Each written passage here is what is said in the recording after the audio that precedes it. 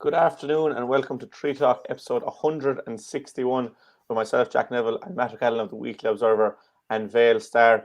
Again, we've so much to look back on over the last weekend. There isn't as many games this weekend. I suppose it's a break for everyone involved, Matt, but we'll be looking back on the 4 county finals, the senior, intermediate, Premier Junior and junior football finals. We'll be looking back on the semi-finals in the Junior A hurling, the semi-finals in the Camogie, and we'll be looking forward to this weekend when the ladies football semi-finals are on. So do stay tuned for all of that. The impression again we get out with what you put into it's like a walk of life. If you're good enough, go out and get it, no more about it. Not so much control in the centre of the field from Kilkenny as Richie Bennett sends it high and over the bar. Your mother sends you down to the shop for a pound's worth of goods and she gives you 50 pence. You can't get the pound's worth of goods, can you? Just about kept in. Oh, well, Johnny Buckley. To do that to Tommaso Sheahy. He deserves to score from here. One of the highlights of the summer game. Limerick went out there from the word court today. No more about it. They made all the running, that was it. Put the ball over the bar and the back of it, and that's it. No ifs, no buts. Is there much time left? We have a couple of injuries. Here comes Kieran Carey. Carey leading the charge of the right brigade. 45 metres out. He's a chance to score. He's put it hard. He's put it over.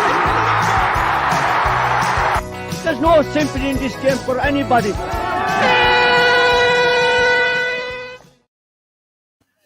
How are you on this Wednesday afternoon, Matt? Are you recovered after a hectic weekend of county finals?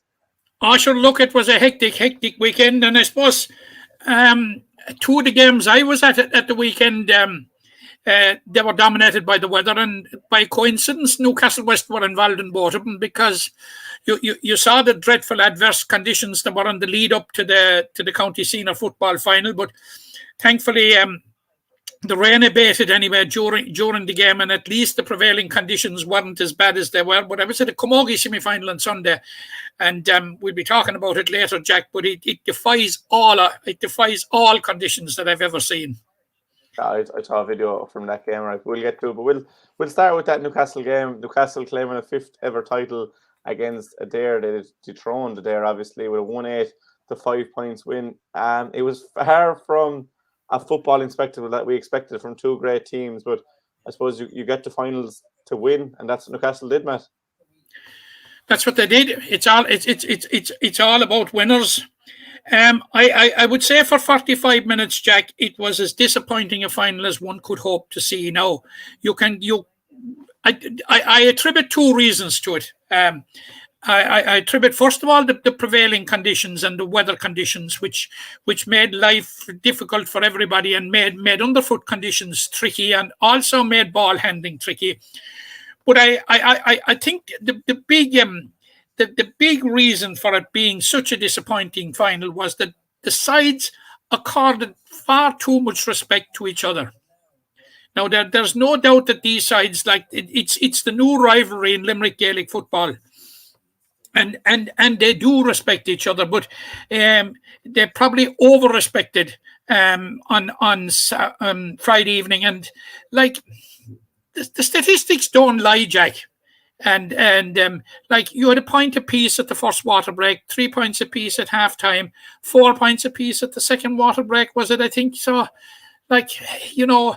And you were just wondering, was it going to fizzle out into one of those games where it was going to be a drab draw with a drab 20 minutes to come? But lo and behold, Newcastle West, to their credit, took the game by the scruff of the neck, literally.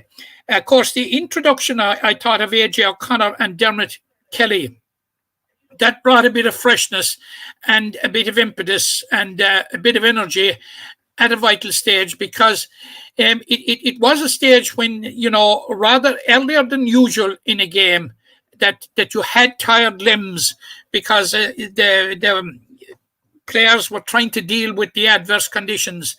So, but Newcastle West really closed it out, Jack, in the last quarter, and I don't think that Adair or anybody can have any arguments that Newcastle West were deserving winners. But what Newcastle West showed in the last 15 minutes, you know, they showed what we expected. You know, that they are a damn good side, and all right, I've been critical of him for blowing hot and cold in the early stages of the campaign. But if you blow hot and cold and get away with it, well done. But they incrementally and measurably improve game on game, and rather than expecting, we were obviously expecting him to peak in the county final. Such had been the progression up along, but it just didn't happen for the reasons we're saying. But they just showed it in the last quarter of an hour what they could do. And then they went on and they won the football match and won their 5th title. And, delving into the future, Jack, going forward, they've had an unlucky relationship with the Munster Club Championship in that they were narrowly beaten by Clonmel, narrowly beaten by Nemo Rangers in 2015 and 2019, respectively. And both sides went on to win the Munster Championship. So I hope... And Jimmy Lee was telling us after you were there, Jack, when he was asked the question about what changed in the run-in, and he said we took the shackles off. The shackles were coming off. Well, I certainly hope going into the Munster Championship that the shackles aren't put on at all.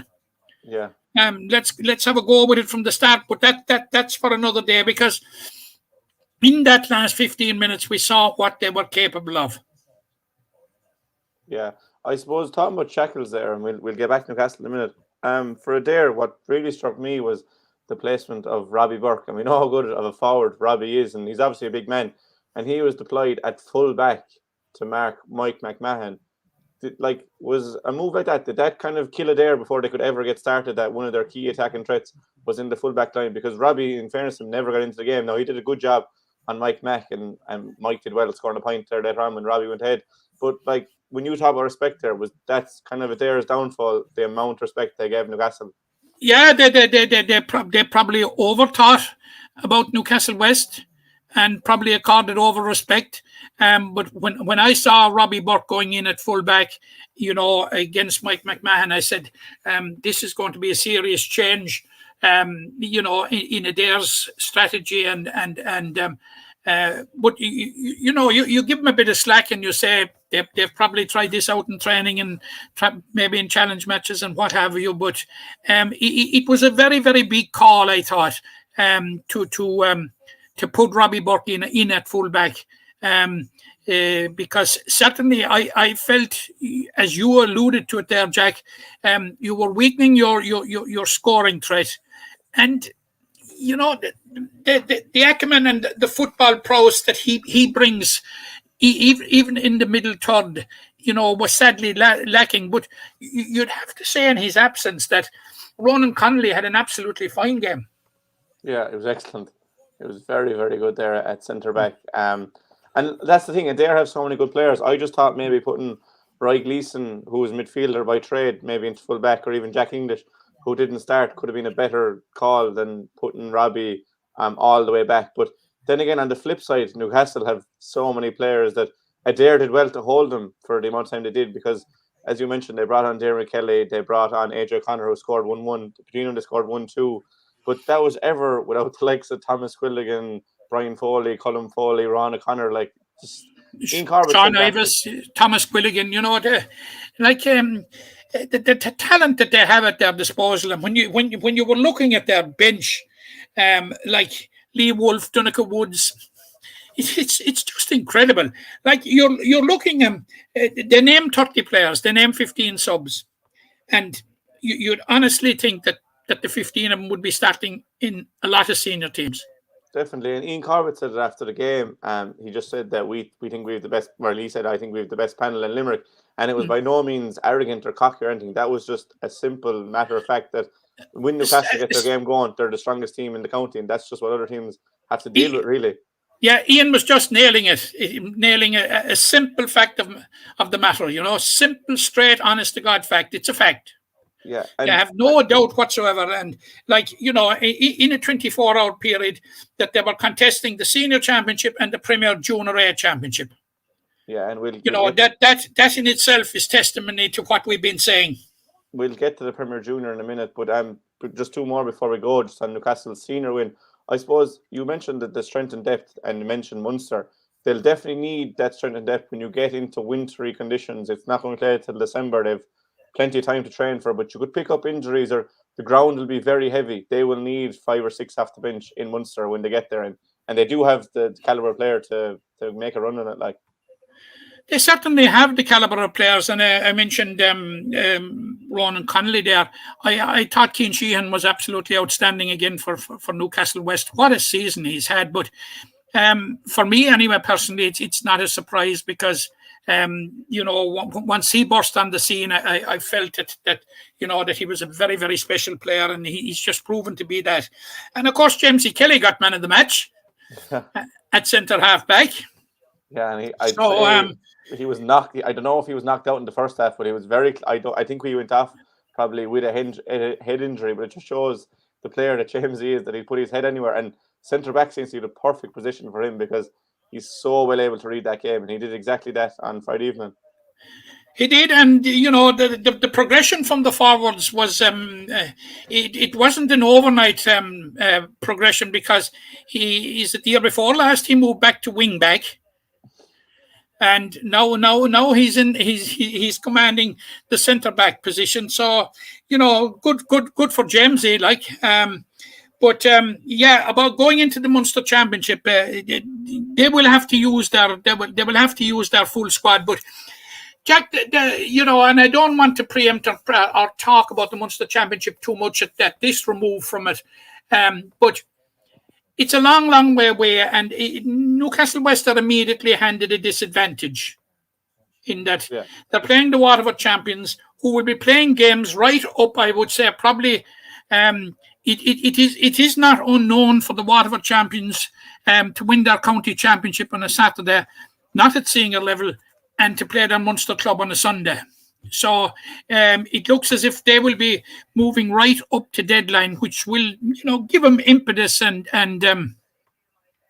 momentum. But obviously, I honestly think, looking at the Newcastle West group of players, and particularly looking at their management, I think they have a management team that will ensure that they become grounded very, very quickly after this county win. And that they will turn their attention pretty quickly and pretty focused on the Munster Championship, because you did detect when you asked the question in successive interviews on Friday evening, you did detect that there was a little bit of hurt there from 2015, 2019, and like that there seems to be a steely determination this time, and with the advantage of the game probably being in Newcastle West, and I can see no reason whatsoever why it would be anywhere else. They fancy their chances, and was it Ian Corbett was saying it that he said, you must remember we have yet to win a Munster Club Championship game. Yeah. So that gives you an idea, and that there's unfinished business in that competition, and Newcastle West are not finished here. Yeah, I said to someone the other day, I said to one of the lads, that I think Newcastle will win it, and I think if they can just hit the ground running, I think they have. I can't imagine that there's a squad in Munster. I know Kerry and Cork are always strong, that could be possibly stronger than this Newcastle side, because the bench would get to probably the county final alone, not to mind the starting 15. But before we digress from the senior championship, Matt, and we did it with the hurling as well, who were your stand-up players in the football championship? I know we obviously couldn't see all the games. From what you've seen, I know you've mentioned Cian Sheehan a nice bit. Who was the standout player or players that you saw this year? Well, I would have Cian as the outstanding player. Every game that I saw him playing, he had an absolute game for the ages against Clahan in dire conditions in the quarter-final. When things were going against him in the Galway game, he shone. For me, he has been the player of the competition. Yeah, I haven't seen enough games to disagree. I only saw Newcastle play twice, but one player I did want to mention was Robbie Childs from Celtic Gales, and you saw Robbie a few times, and I saw him up close and personal. I thought he was exceptional all year as well. Yeah, Robbie was exceptional. No, he didn't have as many games, obviously, in that Cian Sheehan had the extra game, but certainly Robbie had an absolutely fantastic fantastic campaign, absolutely fantastic. And again, with Robbie Childs, why are we surprised? You know, the two players that we are mentioned there now, should it be a surprise? No, it shouldn't. I don't think, Jack. Absolutely, really, really great footballers. Yeah, and it bodes well for Billy Lee's side. There's a lot of Limerick players we saw on show this year were continued in that brilliant form that has brought Limerick from Division 4 right up contention to get Division 2. So it does bode well, but we're not finished football yet. Newcastle couldn't cap the perfect weekend, and we talk about strength and depth and the serious nature of that Premier Junior squad, but they were beaten by Father Caseys 2-8 to 1-7. And you had actually gone for Father Caseys. Like, they have so much underage talent coming through, Matt. Like, it probably isn't a surprise to see. Now, it will be difficult next year to play senior and intermediate, but a fully deserved win by all reports from Turnafulla for Father Caseys on Saturday in the Premier Junior final. Yeah, I wasn't there, so I was depending on reports and second hand. But my judgment was that Father Caseys would win it, and I one of the reasons in which I outlined last week why I thought so was because they were eliminated from the senior championship earlier. And whilst Newcastle West, maybe in the run into the county senior final, may not have burned any of their junior players, but there was always the feeling there that there was a certain amount of split focus there. For some players, will I be with the juniors or will I eventually be with the seniors? That kind of thing. Whilst Father Caseys had a straight focus. It's down to this now, lads. It's the junior, it's the Premier Junior Football Championship or bust. You know, and looking at their squad again, and I went through their squad in detail, and I felt that there was a very, very good blend there between the players that would have senior experience and the players that are coming through from a succession of very, very, very successful minor teams. They won another minor championship over the weekend. Yeah. Whilst we were in Mick Neville Park on Friday evening, they were winning the under-19 championship, beating Galway 5-7 to 10 points. So that gives you a sense of what's coming through. And it probably is. You ask yourself the question: is there too much coming through that you just cannot get a proper blend? And but certainly. That was part of the reason for my judgment that Father Caseys would win it. That they had an absolute 3 weeks to focus on the final and on completing the Premier Junior Football Championship. Whilst as Jimmy Lee told us, I think it was in the press conference before the county final, that the seniors and juniors were playing together or were training together. And whilst that is an absolutely ideal situation, but you wonder what's in guys' heads, you know? Some guys' heads, should I be on the senior team? I'm on the junior team, should I be on the senior team? You know, maybe the focus wasn't as intense as it should have been on the juniors. So, you know, but obviously, by all accounts, Father Caseys were worthy winners, Jack. Yeah, and they'll have, I don't know, it's a dilemma definitely with having senior and intermediate next year. And we saw Mona Lean, didn't work out very well for Mona Lean, but like, it's just another testament to the strength and depth of football in Abbey Field. Like, and the best of luck to them with it, and they were deserved Premier Junior winners, the inaugural Premier Junior Championship. And again, we'll credit the Limerick board for what they did. And there probably was a bit of divide. We saw a lot of heavy scorelines last year. All that's been eradicated, and overall a big success in its first year, Matt. Yeah, I absolutely. I first of all, it has been an outstanding success, and what I would say to him is, well done for going for it, and well done for putting it off. And you know that there was something slightly surreal about the final, as we said last week, in that first of all you had 4 groups of 3, and that the 2 sides came out of the one group, that they both of them got a walkover in the group, which is very, very, very disappointing. I have to say that in a championship, because at the start of the year, one has to know if you're entering into a championship, what your resources are and whether you're equipped to do so or not. And this I'm making this now as a general point, and I'm not making the point directed at Hospital Herberstown, who were the club that were involved. But I think there is a lesson in it probably for clubs going forward that take stock of what you have, and don't go in above your head. And in the interest of the competition, because I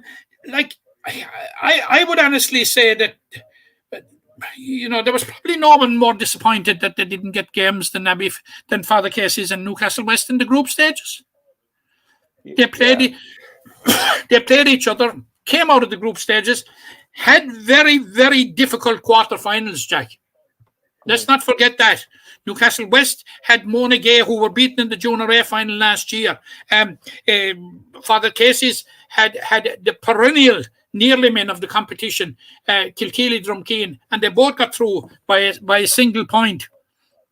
But you'd have to think, had they an extra game or two, that they would have been better equipped going into those quarterfinals. Yeah, it didn't seem to phase them, but so much for the rant for today, Jack. Yeah, look, you just hate to see anything give a walkover. No one wants to get a walkover in the first place, and no one wants to give one. So, hopefully that'll be the last we see of walkovers. So let's turn our attention back to. But your initial point, Jack, is absolutely right. The new structure is a success. It is a success, and it's an unqualified success. Yeah, it was brilliant. And full marks to the county board, and I know that the plan is that if I suppose we have to say now, even though hospital numbers have collapsed today, there's 30 something less in hospital than there was yesterday. That if we get back to normal, the plan would be that it would be 2 6s instead of 4 3s. Yeah, that's the hope for everyone, to have as many games as possible. Moving on then, back up the ranks, we suppose, in Premier Junior, and we'll have a new team in Senior next year, Matt. The incredible rise of Kildimo Pallaskenry across both codes continues. They were 2-10-14 winners over Rathkeale in the intermediate final. Their first ever win at the grade, and fully deserving, Matt. And we were both there in Mick Neville the other night. I suppose Rathkeale started better, and Kildimo Pallaskenry got a black card, and it seemed to focus the minds, because once Brian Howard went off and then came back on, Kildimo were in full control, and they didn't ease to victory. I won't say that, but they were in control from probably the 25th minute in the first half right to the end, Matt.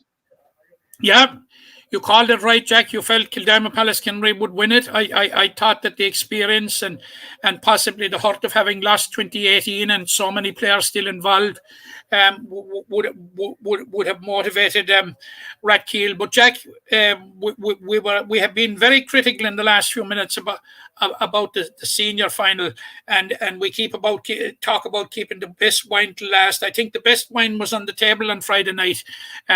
Was out first, because we had a very, very good game. And you're right about Kildimo Pallaskenry. They're going to be senior in hurling and football next year. But Jack, there has to be an ethos in that club that is so admirable, and that you would absolutely die for. Because if you notice the progression of how they've got to the top from where they were, it's absolutely, the blueprint looks simple.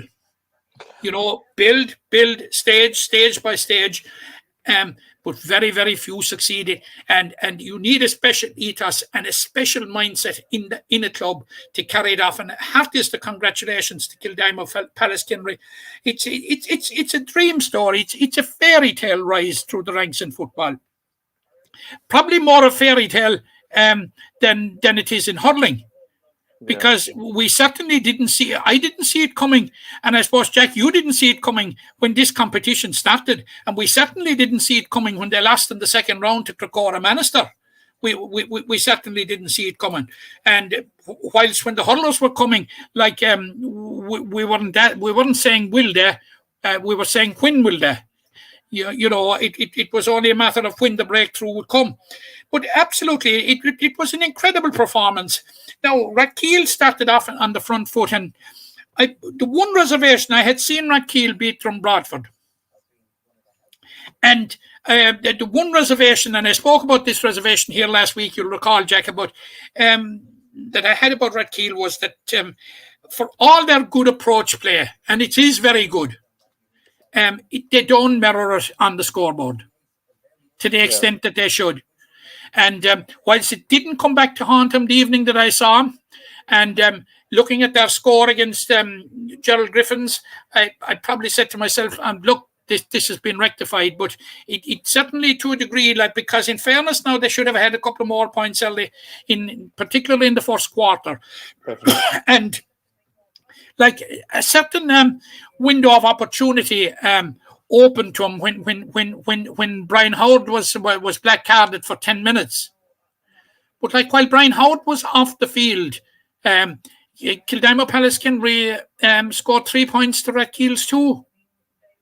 Yeah, you know, and when he came back on, then you actually had you know, you had the full impact of Kildimo Pallaskenry to such an extent that they had turned it right around from the early stages. They were 2 points down after a couple of minutes, you know, and they were 3 points down at another stage, and they were a point up at half time. But it would be totally remiss of us, Jack, not to mention the contribution of Peter Nash. Yeah, on and off. I know we're singling out players and all that sort of thing, but Peter Nash was absolutely, look, what can you say? Incredible. Does it even cover it? They scored 210. The simple facts are they scored 210. He gets 8 points, and he directly provides the 2 goals for Larkin O'Leary. The first one was one over the top, and the second one was a quick thinking, close in, quick free. Yeah, and you have to give credit to Larkin O'Leary as well, because the first one I think it was actually Conor Staff that delivered the first ball, because we were debating was Conor going for a point or not, but he wins the ball well and finishes expertly. And the second one, then I suppose, to have the confidence to take it off Peter, because it's a given that Peter was. Yeah, but the original ball over the top was Peter Nash. Yeah, true. But the second goal as well, it's a given score. So for him to have the confidence to take it on, and Peter to have the confidence in his teammates, just an excellent work goal from there. They never looked like losing. But on Peter, not just on the field, off the field. We spoke to him after the game. I spoke to him after the game against St. Sinnans, and you could see how much it means to him. You could see how much it means to the club. You know, and you talk about that ethos. If you watch that interview with Peter, you can see it right there that they don't see it as hurling and football. Like, they just see it as Kildimo Pallaskenry, as one club, and it's really refreshing to see a club have that mindset, especially when there's so much talk of just playing one code. Absolutely, but you know, the general point that you'd make about Peter Nash, what a grounded young man, and what an individual, and what a player to have on your side. Because like when you think of Kildimo Pallaskenry hurlers, you immediately think of Kyle Hayes, you immediately think of Darren O'Connell, you immediately think of Barry O'Connell. But one of the unsung heroes of that Kildimo Pallaskenry team, right through the rise up through the hurling ranks, has been Peter Nash. Yeah. An unsung hero. Now, he's one of the real leaders on this football team. Along with, and you have to mention as well, when it comes to leadership on the football field for Kildimo Pallaskenry, Tony McCarthy has few peers. And like, you know, the story that's doing the rounds, and which Peter recounted to us there after the game about himself and Tony McCarthy and John Chalk ringing up to 50 players to see who was going to become involved. You know, this like, and maybe even at that stage, I don't know, had John Chalk even designs of playing, perhaps, maybe. Maybe, yeah. I don't know, but like, this is what I'm saying about the ethos in the club. If you have guys like that are prepared to go away and do that kind of work and put in that kind of slog, put in that kind of groundwork and getting things up and running, you're in a very good place, Jack. Yeah, and I suppose that's 5 county titles, 6 if you include the county cup for the likes of Tony and Peter, and I don't know who else has been around that time in between both. But moving on from lads winning 5 or 6 county titles, the Junior A Championship, Feenagh Kilmeedy beat Camogie Rovers 110-9, and it was a 11th title for Pat Donnelly, and I'm not sure the rest of the lads that play with from Broadford, but 11 county titles is incredible, Matt. But just firstly for Feenagh to get into the Premier Junior ranks, I suppose if that was a 24-team competition, they wouldn't have had much aspirations for a county title. And again, you see the beauty of it from both sides, and Feenagh Kilmeedy well-deserving winners in the end.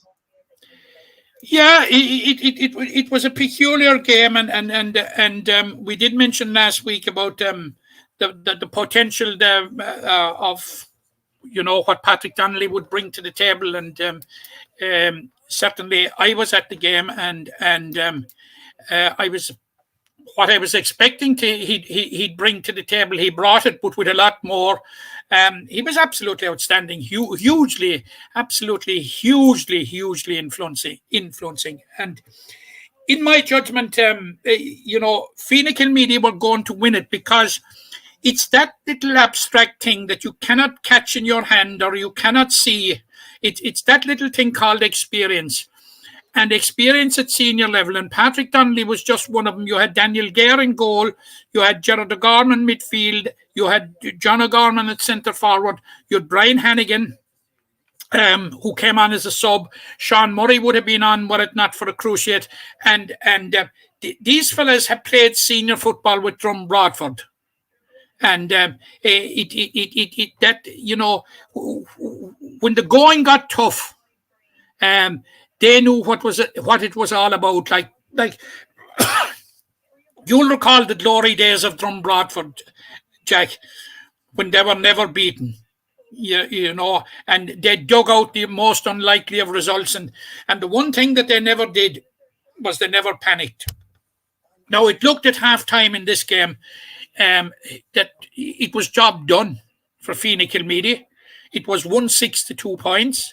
And you just wondered, and looking around, and I was saying to myself, where is the spark going to come that might ignite a response from Camogie Rovers? But whether Willem Coffey, their manager, bugged my train of thought or not, he certainly found a way, and they came out after half-time and they kicked 4 points, one after another.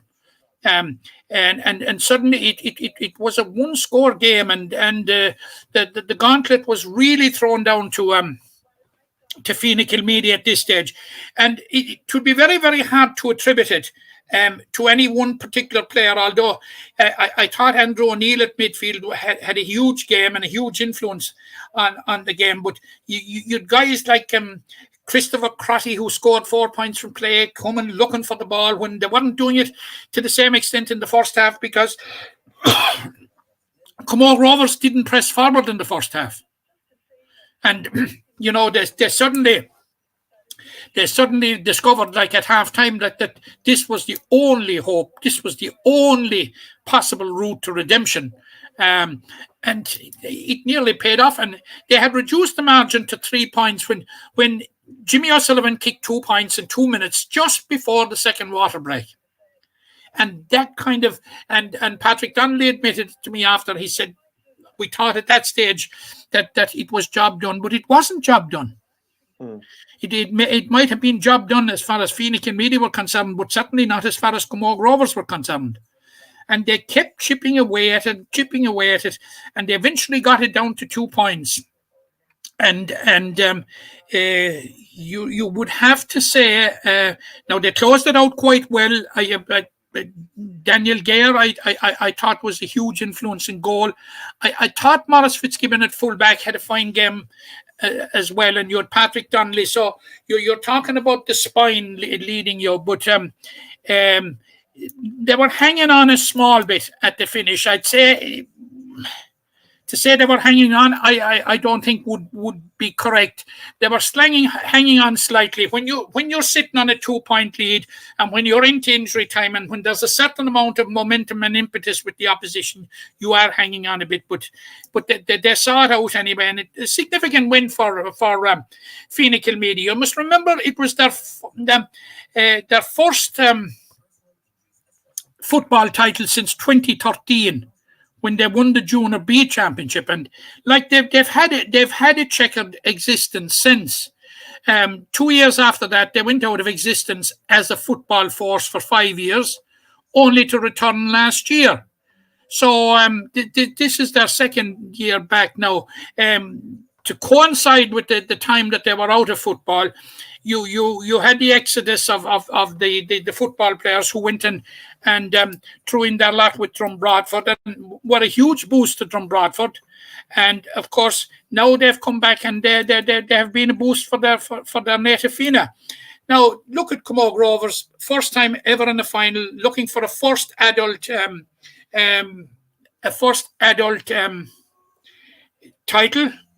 And I was asked before the game if I knew if there were any club in the county that hasn't won an adult title, apart from themselves.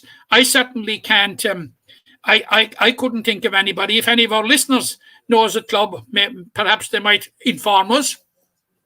But it was a day that.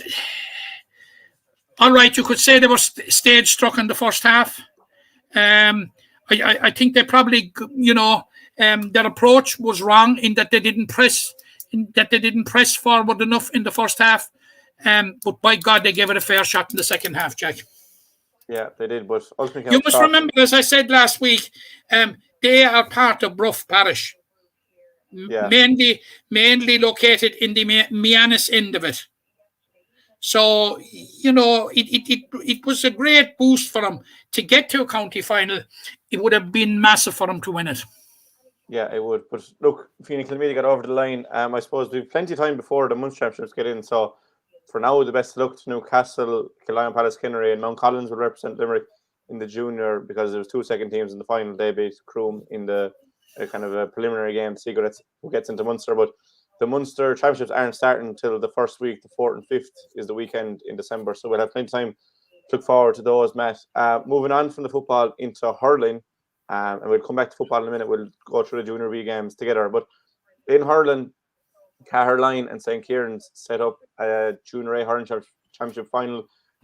St. Kieran's beat Ballybrick and Bohermore on Saturday, and Caherline beat St. Pat's on Friday evening. And I suppose we definitely didn't see this at the start of the year, but even up to the semi-finals, you would have said Caherline were outsiders against St. Pat's, and I went for Kieran's in the semi-final, but I don't know if that was more so to go against you. So it's a really novel final we have, Matt. It's a novel final, and I made my judgment on St. Kieran's, in that I'd seen them in the quarter final. Even though I did predict that they would be doing in the quarter final, which they did. But I thought on that particular day there wasn't a look of county champions about them. But you made the point last week, Jack, and tis very, very, very valid and very, very relevant. St. Kieran's had made themselves very, very difficult to beat. And when you're going into concluding stages of a championship where it's tight like this, that is one characteristic that will take you places. And that there is no doubt. And like they have a very good sprinkling of very, very good hurlers and very experienced hurlers. And you must remember that there's also a residue of the players that were back there when they won the county last. Was it in 2012 or 2013 and reached the Munster final of that year when they were beaten by Kildare?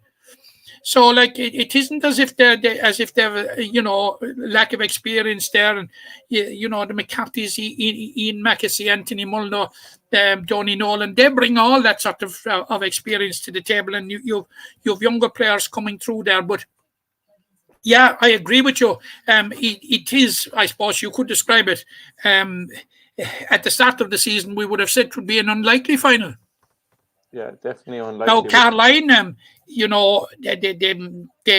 have, they are a surprise packet. But Damien Galan is over there and did mention it last week. Would not underestimate for 1 minute what he brings to the table.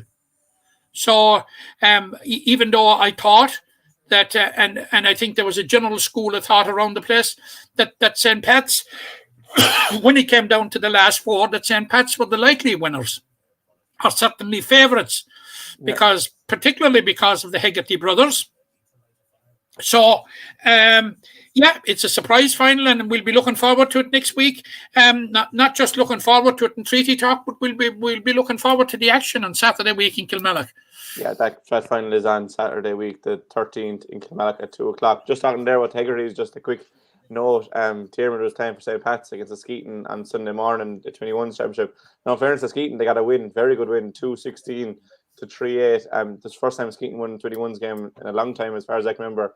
Some great performances all over the field, but Tierman was playing, and he got 3-8 on the day. He scored one magical goal in the first half, but the boys did well to curtail his influence second half. But just a side note, to shout out to the boys there who got the job done on Sunday.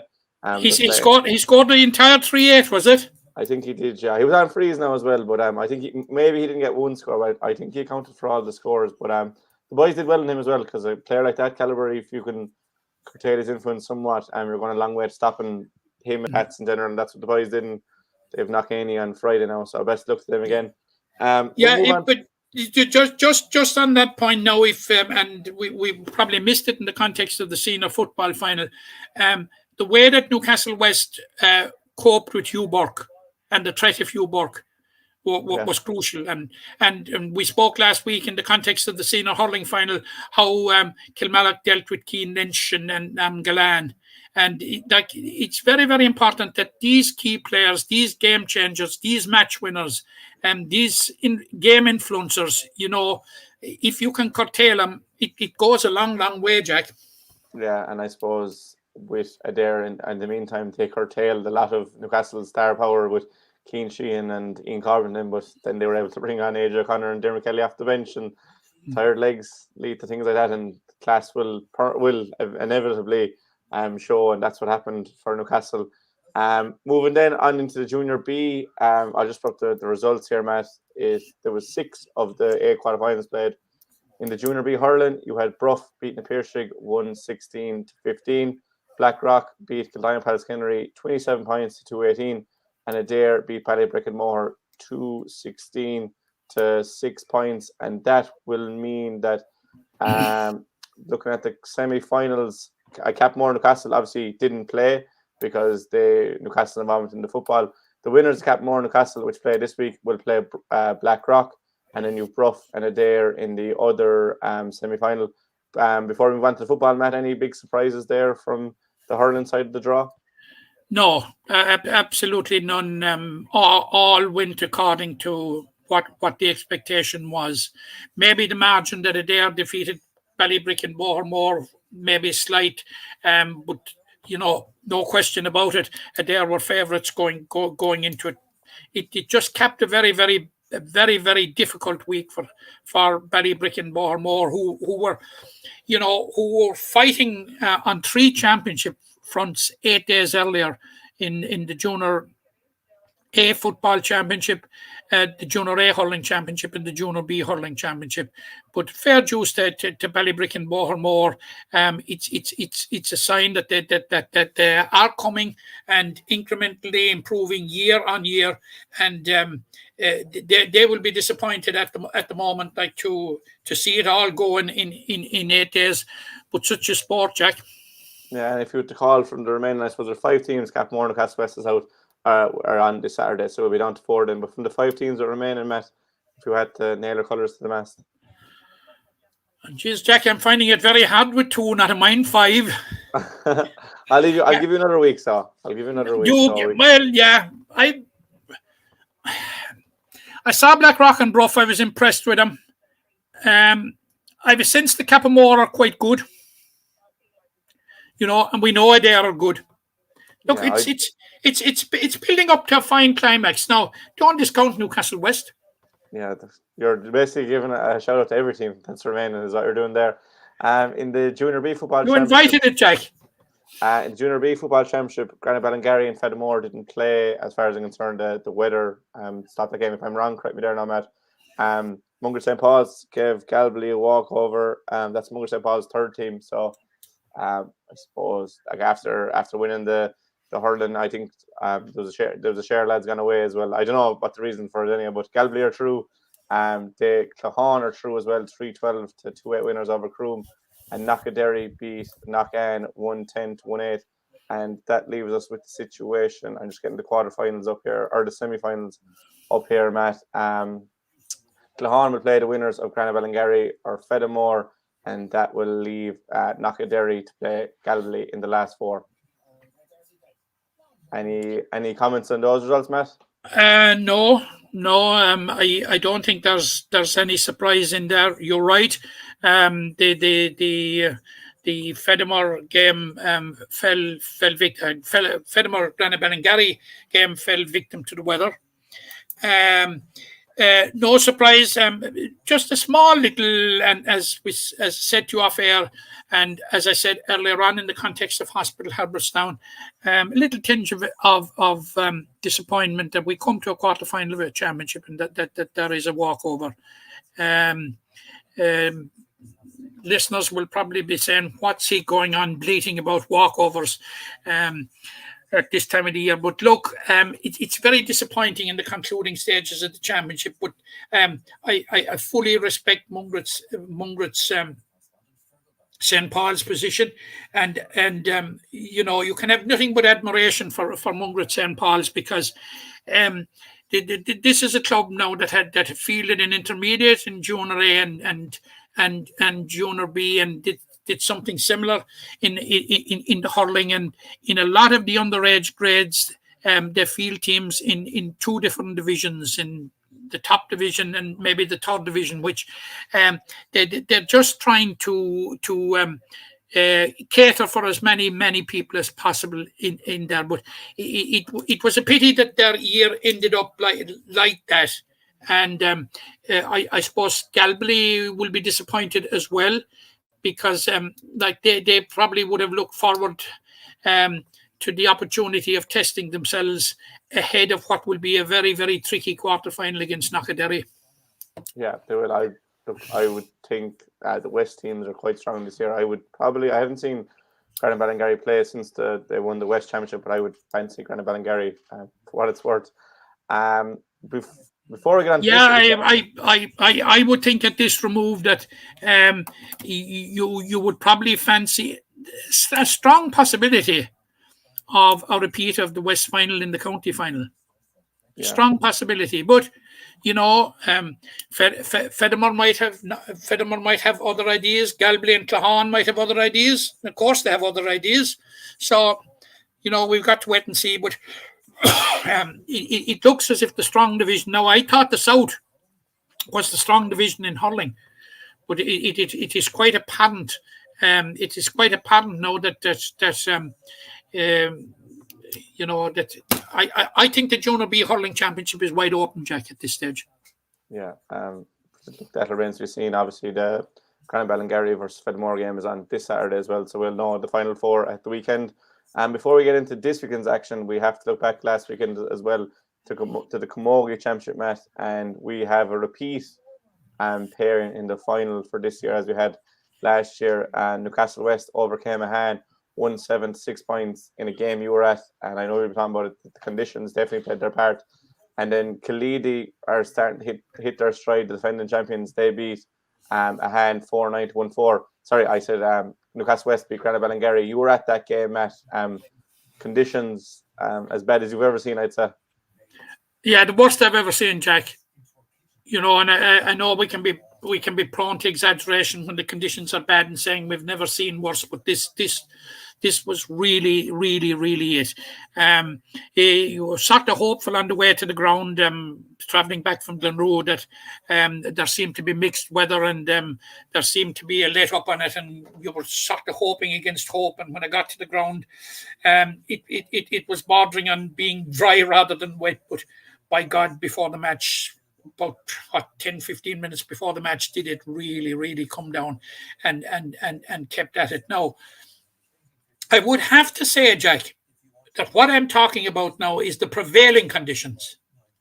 The Newcastle West pitch was in excellent condition, despite that.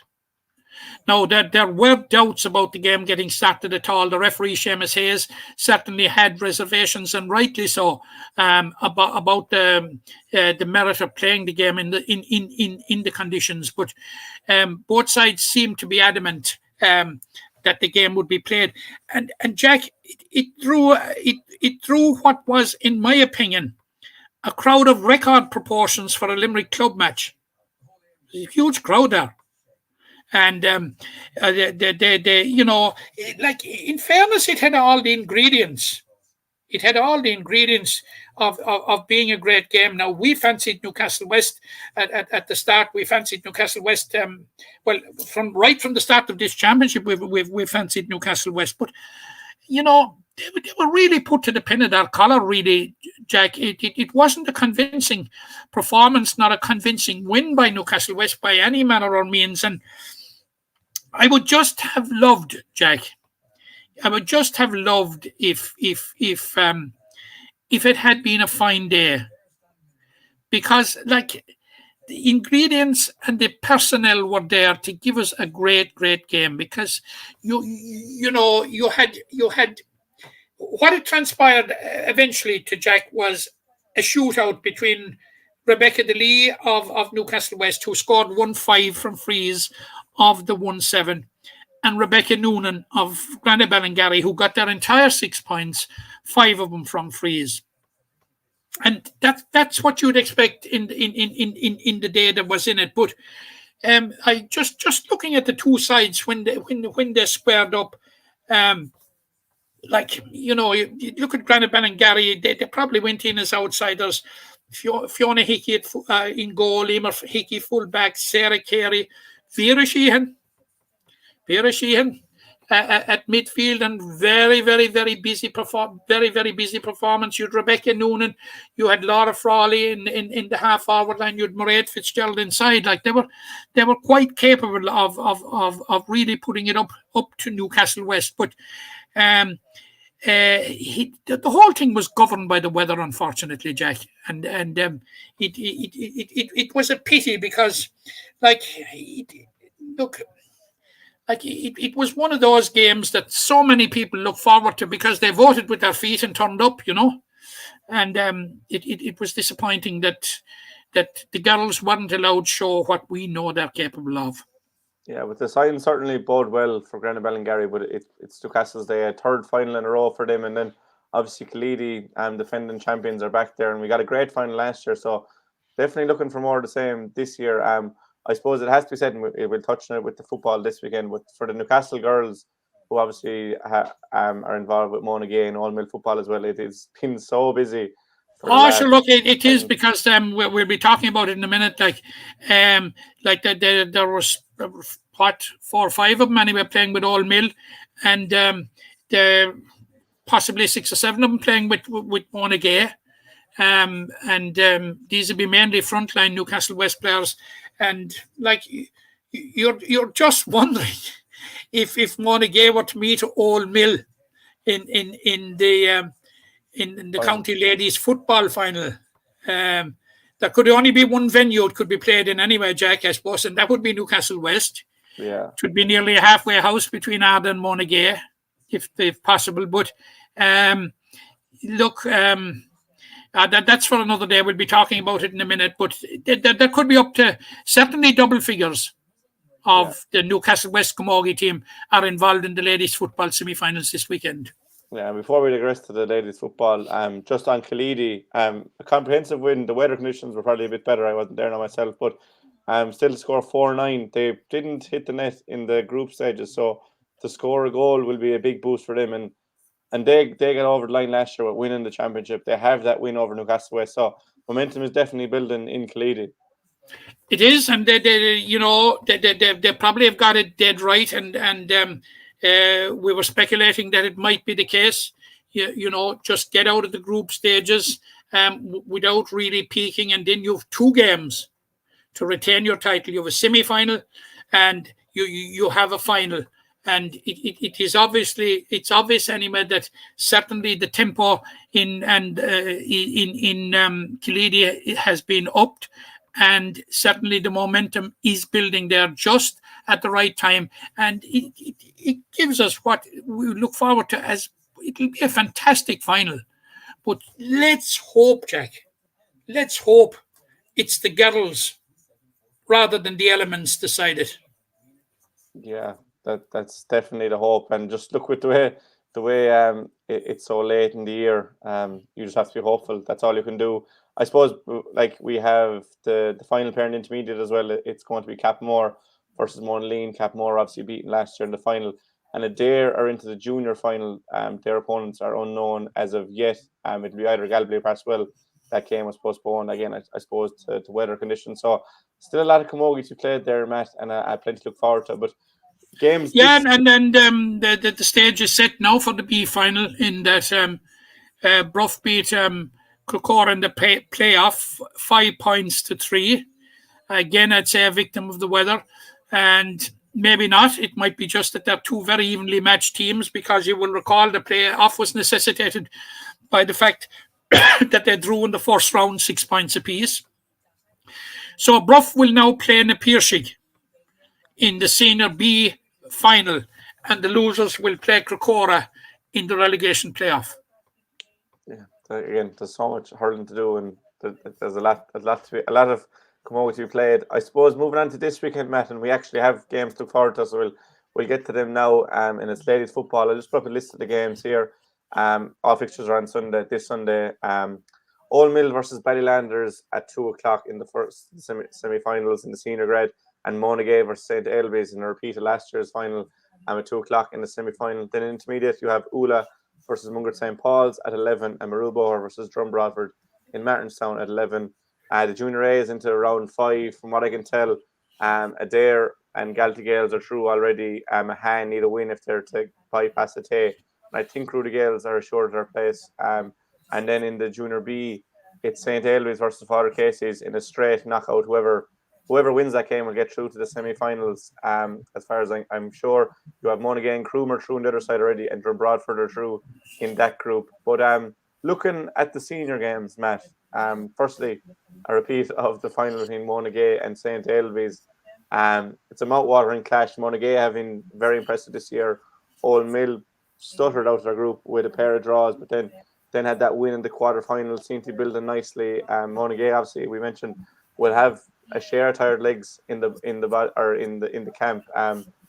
It should be another even game, and they've played out some classics in recent years. Yeah, I did. Obviously, the Elby's Monaghan game will be, probably take center stage, and Old Mill and Ballylanders will forgive me for that, because it is, as you say, a repeat of last year's final when St. Elby's just dug it out by 9 points to 1-4, and Elby's. We spoke about Kilmeedy in the context of the camogie, just getting through. I suppose in football you could probably say the same about Elby's, because they certainly through the group stages anyway, because they played out 2 draws with Ballylanders and with Old Mill, and then they went on and they beat Bridget's to make it to the semi-final. And Monaghan took the shorter route, in that they had 2 straight wins, a huge win over Fiohanna Castlemahan, which was a surprise, and a win then over St. Bridget's. And whether it's an advantage or a disadvantage, they've been idle now with maybe over 3 weeks. So the it'll be 4 weeks actually when they play. That might be a certain bit of advantage to St. Ailbe's there, to the fact that they have played Bridget's in a quarter final. Now, they're missing Caroline Hickey from last year, who's a huge loss to Limerick as well. Caroline is in Dubai at the moment, and gone abroad for a while. But they have been boosted by the return of Mairead Kavanagh. And we know what Mairead brings to the table, like we saw what she did in Croke Park in 2018 with Limerick. And she was away last year, but she's back in the fold this year, although her sister Niamh, I think, is due to miss the game due to injury. So, but then you look at Monaghan, and by God, don't they have a high-powered management team? Martin O'Sullivan, Newcastle West, is the manager, and you have a backroom team: Mike Quilligan, Joe Lee, or Owen Hurley. There's somebody else, James E. Kelly. A high-powered management team, and of course, like they will be out on an atonement mission, Jack. Make no mistake about it. Because in fairness, last year they were desperate, unlucky to lose the county final down in Knockaderry that day. So you're going to have them on an atonement mission. So it makes for a very, very, very good game. And it's on down in Clarina at 2:00 on Sunday. And it's one that's very, very, very hard to call. But if I were pressed, and you will be pressed for the minute if you want to wait a moment. All right. I'll press you a minute. I suppose then onto Ballylanders and Old Mill. On paper, you'd have to side with Ballylanders, but Old Mill have got there on merit. Probably were a small bit outsiders in their quarter final. And you mentioned the benefit of having a quarter final. They got over Fiona Castleman, who were heavy victors in the first round. But Ballylanders topped their group with the defending champions in it. So you'd have to side with Ballylanders on paper. But it's even enough, Matt. Even enough, Jack. If you looked at the results to date in the Limerick Senior Championship, you'd ask yourself where are Old Mill going, because they lost to Ballylanders in the group stages, 6-8 to 8 points.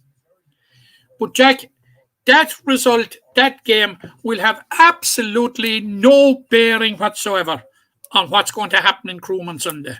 None whatsoever.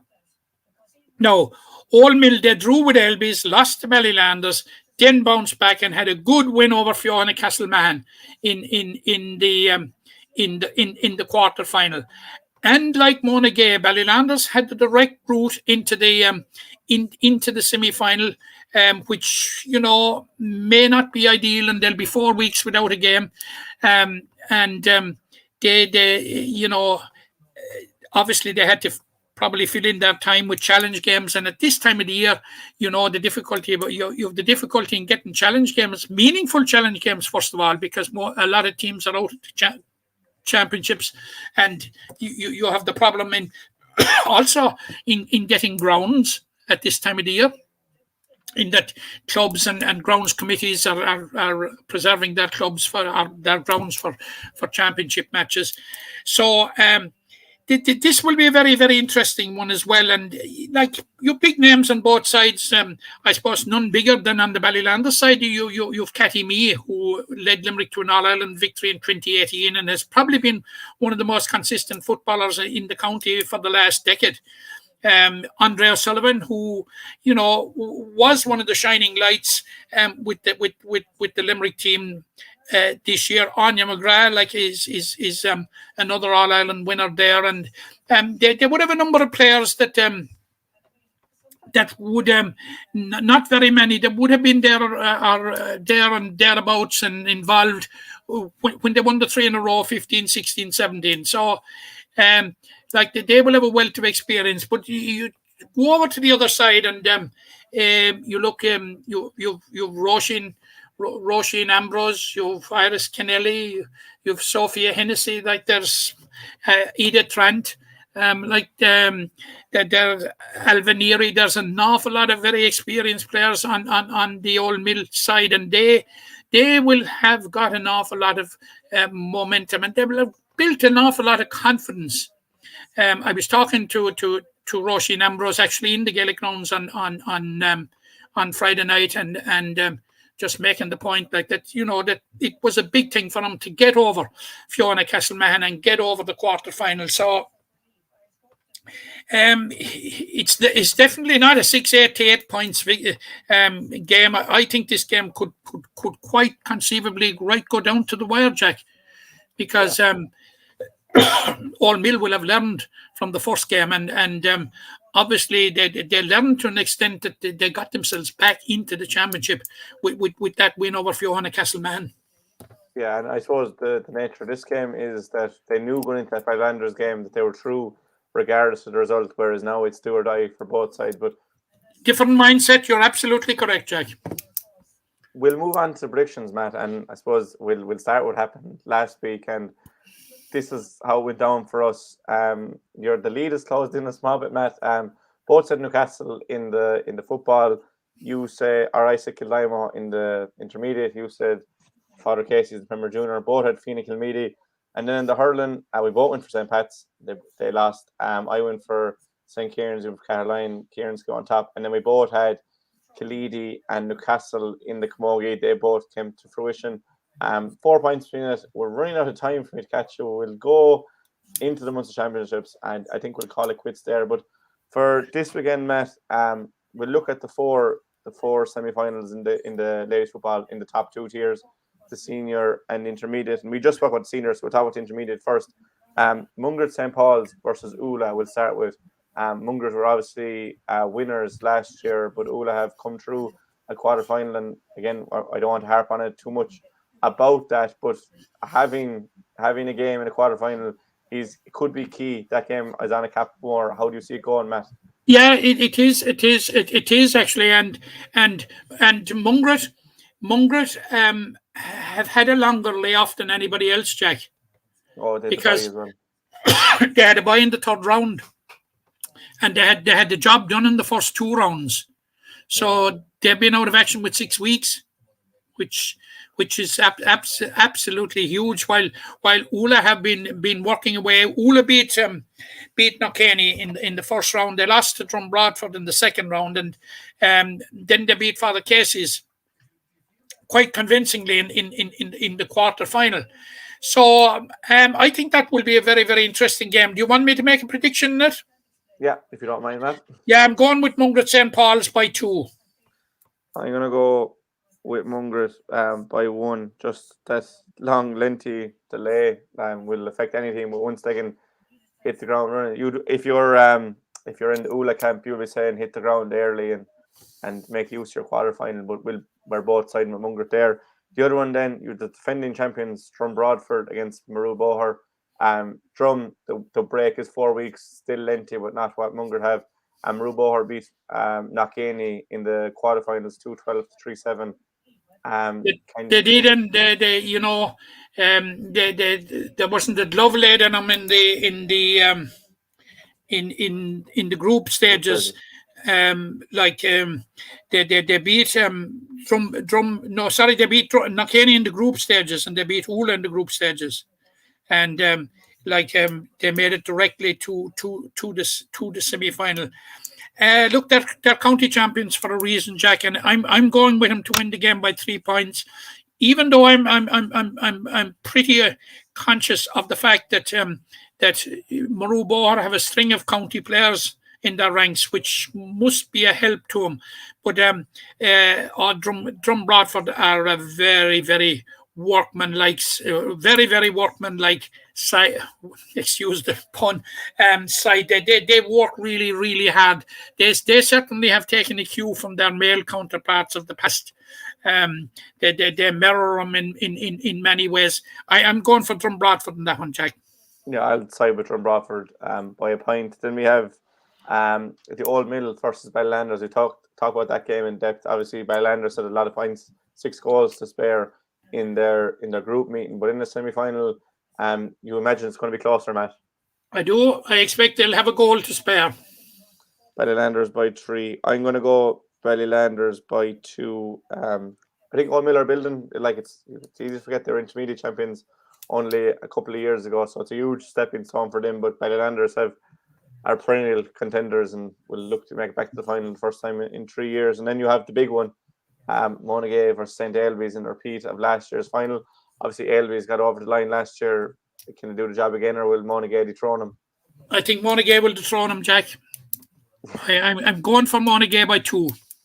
Monaghan by 2, says Matt. I'm going to go by Ailbe's by 2. I think sometimes just the benefit of the quarterfinal and the win over last year, like, very, very tough to call it. But that is, again, like, no offense to the rest of the games, that is the standout fixture of the round, no doubt, Matt. This Sunday in Clarina at 2:00, Monaghan. Well, any day you get a repeat of the previous year's final, Jack, it has to be the standout, and there's no apologies for that. Like I know Old Mill and Ballylanders will love the situation. It's an ideal situation. All the attention is off them. It's on the other game, and they'll be working away nicely, whichever one of them come through, leading up to the final.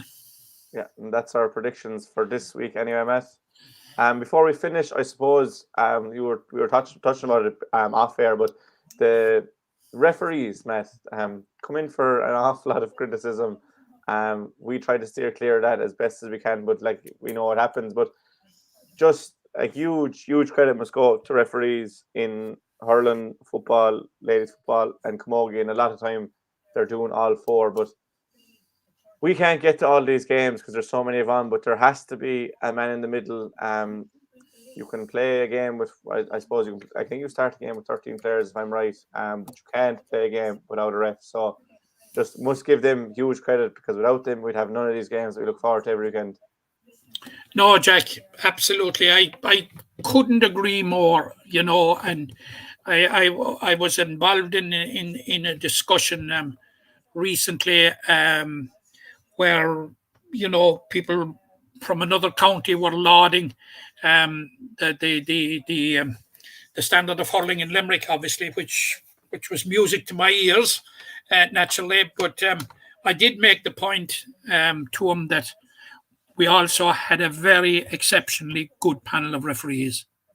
Now, I know they come in for criticism, but I think our referees, I think we're blessed with an excellent panel of referees. And I know there's people screaming at us now saying, oh, Joe Bloggs, he shouldn't ever get the whistle and all that kind of stuff. But you're right, we can't have games without him. And the referees, like, they have really, really pushed out the boat, in my opinion, this year.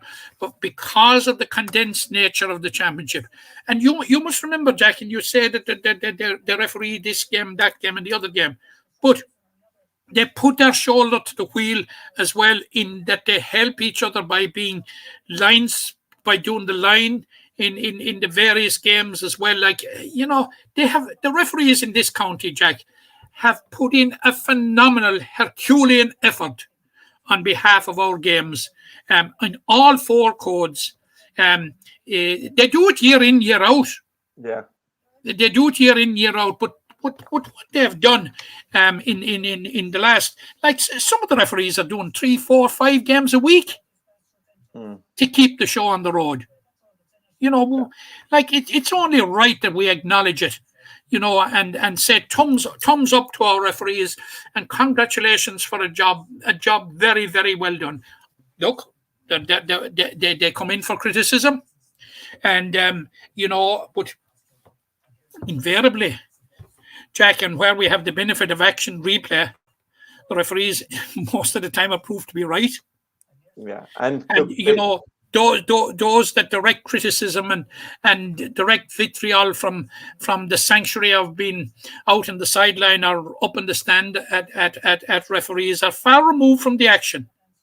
And the referees invariably are very, very close to the action. And I always make that point in commentary, that if we have a doubt about a decision, that the referee invariably has been beside it, and he has seen something. And like I've said, thumbs up to the referees. The referees in Limerick, we're blessed with a great panel of referees. Yeah, and I suppose they only come in for criticism because we care so much about our team, and winning is so important in our culture. So it works both ways. So credit to all the people that go out. And did you ever ask yourself the question, how is it always losers or criticize referees?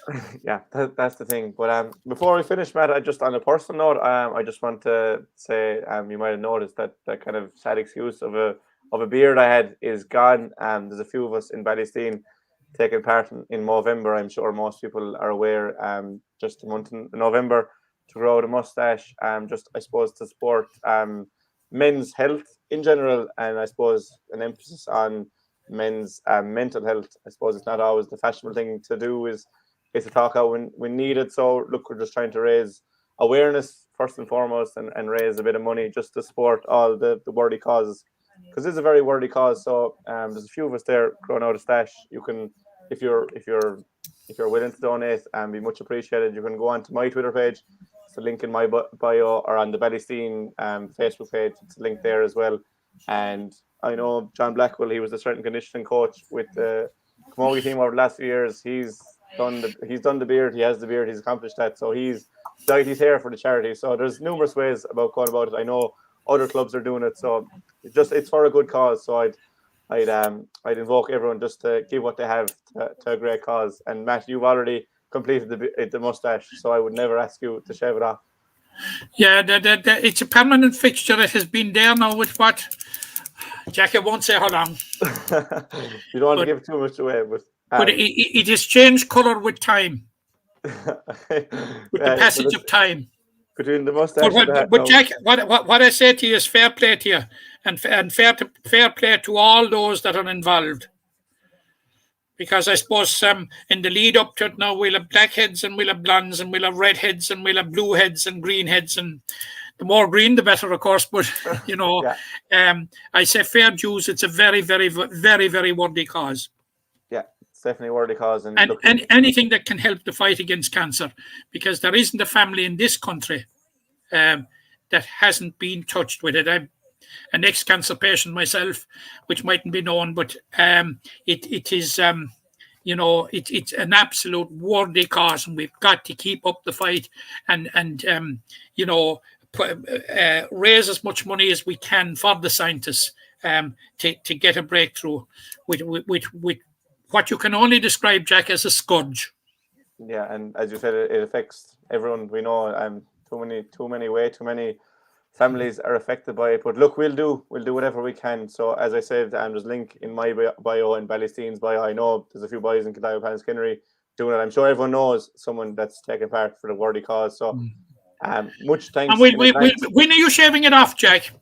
Well, sure, I shaved already. It has to grow. Like, I mean, it's not going to grow great. There's a couple of us doing it now that probably won't have great mustaches, but hopefully the few of us we'll make up for that with strong thick mustaches. But as the weeks go on in Treaty Talk, you will see that'll grow. That's what I was just thinking. Should we rate the mustache week on week? Well, I give it a solid 0 anyway to start with, Matt. Probably can't see it, but hopefully this time next week we'll have some semblance. Oh, Jack, if this consolation to you, it was the first thing I spotted when you came on. Well, my mother didn't really seem to spot it last night when I came home, but I'd say she prefers it without as I said, sad excuse for a beard. But anyways, that's enough talk about mustaches and things. We have plenty of action to look forward to this weekend. Obviously, the Ladies Football semi-finals in senior and intermediate take centre stage, and we'll be back again next week to look forward to the Junior A hurling final and the senior Camogie final. So many thanks again to everyone for tuning in and leaving their comments and stuff. And thanks to Matt for joining me, and we'll be in touch soon, Matt. Thanks, Jack. You're welcome. The impression again we get out with what you put into it's like a walk of life. If you're good enough, go out and get it, no more about it. But not so much control in the centre of the field from Kilkenny as Richie Bennett sends it high and over the bar. Your mother sends you down to the shop for a pound's worth of goods and she gives you 50 pence. You can't get the pound's worth of goods, can you? Just about kept in. Oh, well, Johnny Buckley. To do that to Tommaso Sheahy, he deserves to score from here. One of the highlights of the Sunday game. Limerick went out there from the word court today. No more about it. They made all the running, that was it. Put the ball over the bar and the back of the net, and that's it. No ifs, no buts. Is there much time left?